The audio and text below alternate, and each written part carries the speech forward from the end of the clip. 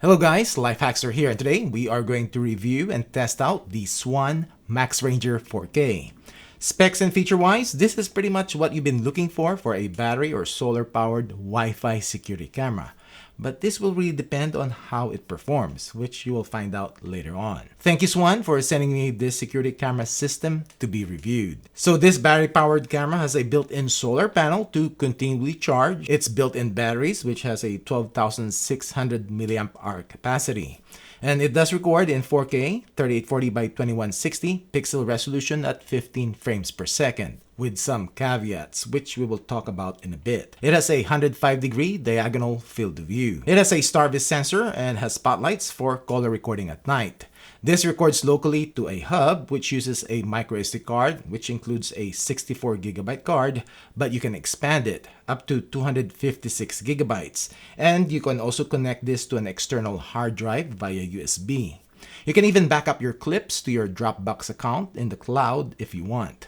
The hub itself also has a battery pack for backup power, up to 5 hours in case of power outage. The main feature about this system though is that the hub and the cameras uses HaLow WiFi, which uses the 900 MHz band that provides longer range. And we will also talk more about this later. And this is advertised to have a 2,000-foot range from the camera to the hub and can penetrate walls, floors, ceiling, and obstacles with no signal dropouts.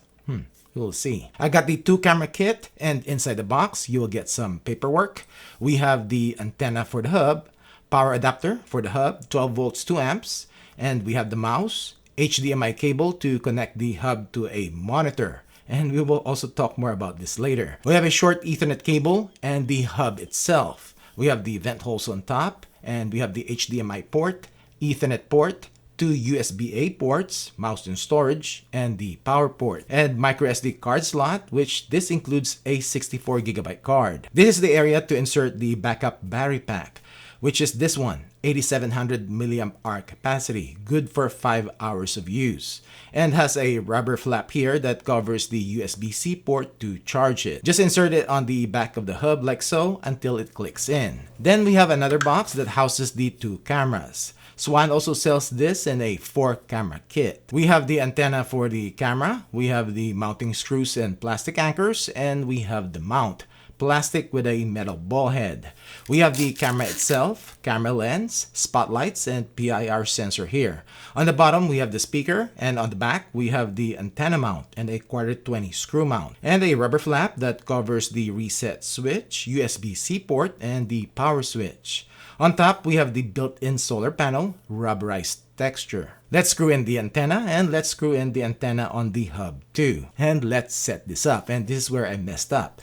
I set this up using the app where I plug it into my network and I plug in for power. I open up the Swann app, click pair device, and I scan the QR code on the hub, and it prompted me to type in a password, which I assumed to make a new password, but it was unable to verify. And I tried it again, and this time it prompted me to create a password.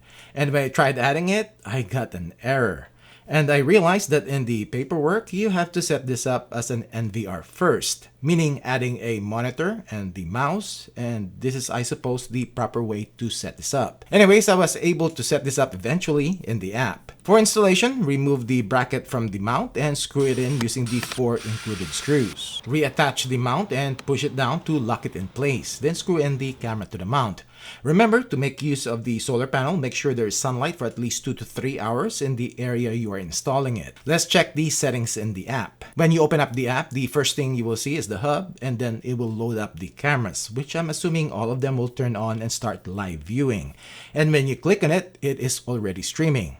In here, you can take a snapshot, record the live view, mic for two-way talk, which is push and hold, half duplex, turn on the spotlights, which will switch to color mode, and you can manually trigger the siren, listen in, live views quality, high or medium.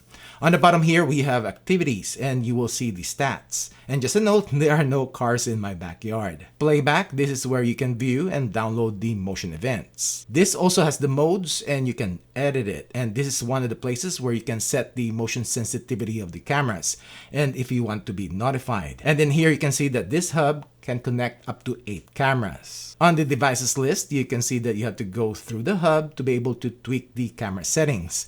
And not all settings of the cameras are in the app. And this is where you can choose which cameras you want to modify the settings, like the image adjustment. Camera status, you got battery and signal strength, and we have detection zones. Drop down menu to whichever camera you want to modify. Alarm, you can set the light and or siren when it detects motion. Now, there are settings that you cannot control from the app, only on the hub or the NVR interface itself, and I'll just show you what it looks like.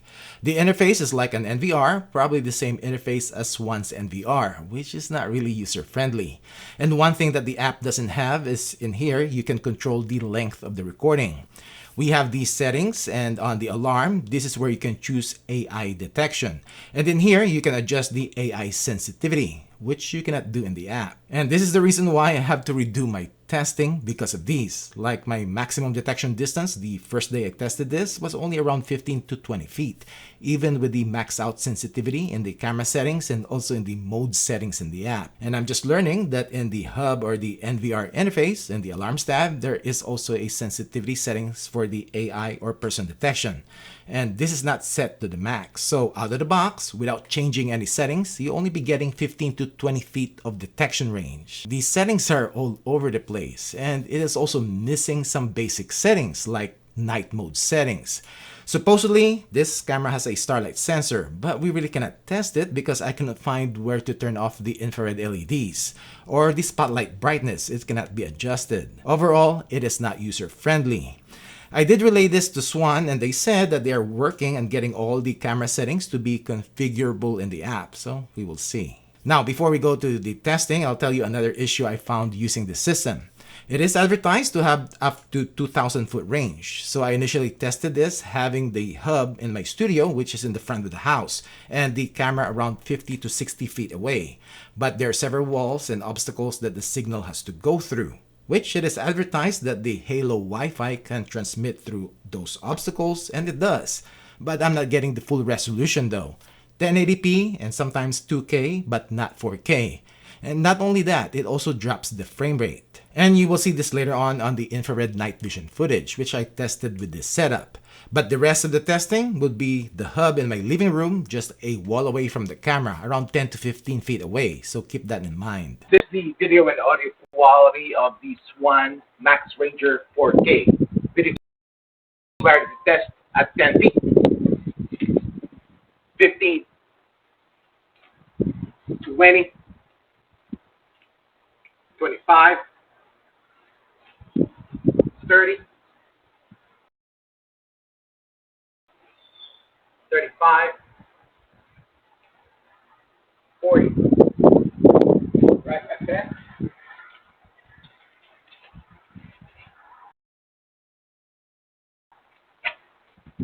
The quality of the Swann MaxRanger4K at night, and this with its 2 spotlights turned on. And this one looks like at 10 feet, 15, 20,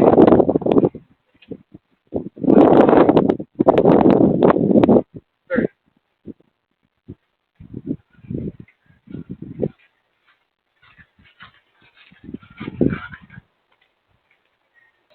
So this is the video quality of the Swann MaxRanger4K at night, and this with the spotlights turned off.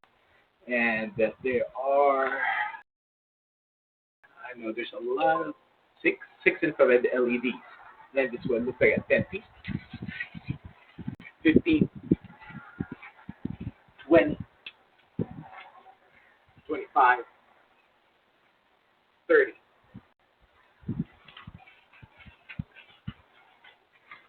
We are going to test the notification speed of the Swann MaxRanger 4K.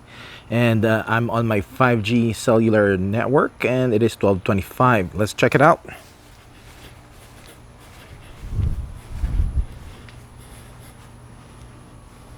A little bit of delay. There you go. But there's no rich notification on this one. But when I click on it, it should open up the live view. Preparing to stream. Opening secure connection. Not bad. There's a little bit of delay. Alright, 12:25. Alright, so you just turned 12:26. It's less than a minute. Let's see if there is a notification and recording cool off.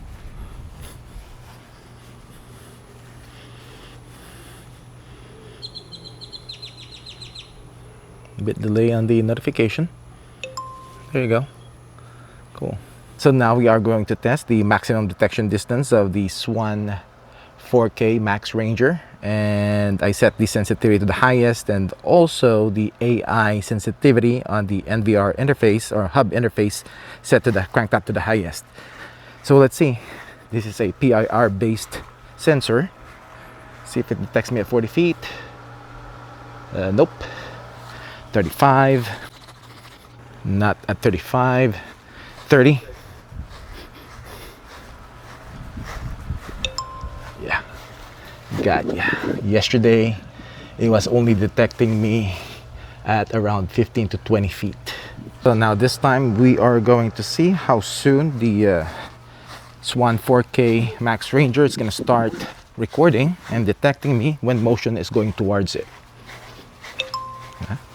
Much better. Nice. This is the audio quality coming out from the Swann MaxRanger4K. This is the audio quality coming out from the Swann MaxRanger4K.